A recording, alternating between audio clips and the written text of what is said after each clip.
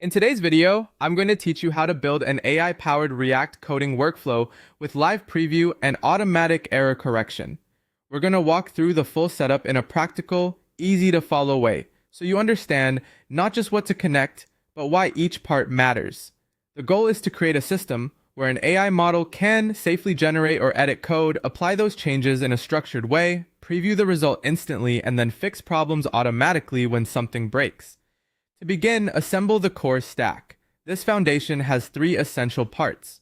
First, you need an LLM orchestrator, such as LangChain or Llama Index. This acts like the coordination layer for your AI workflow. It helps manage prompts, responses, tool usage, and the overall flow of tasks. Second, set up a code execution sandbox using something like Web Container or Docker. This gives your system a controlled environment where code can run safely without affecting the rest of your machine or application.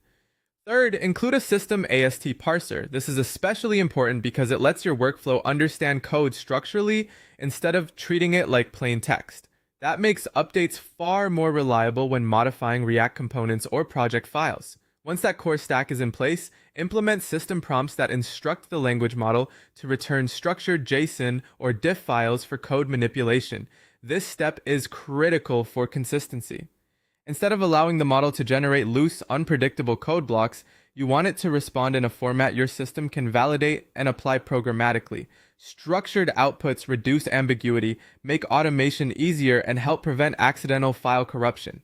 As a general best practice, keep your prompt instructions very explicit about file paths, expected schema, and formatting rules. Next, connect a real-time preview environment that dynamically renders updated React components. This gives immediate visual feedback whenever the AI creates or edits code. In a workflow like this, fast previewing is incredibly valuable because it helps you confirm whether the requested UI change actually works as expected. It also makes the whole system feel interactive and responsive rather than slow and disconnected. Finally, set up a feedback loop where build and runtime errors are automatically passed back into the language model so it can attempt to correct broken builds.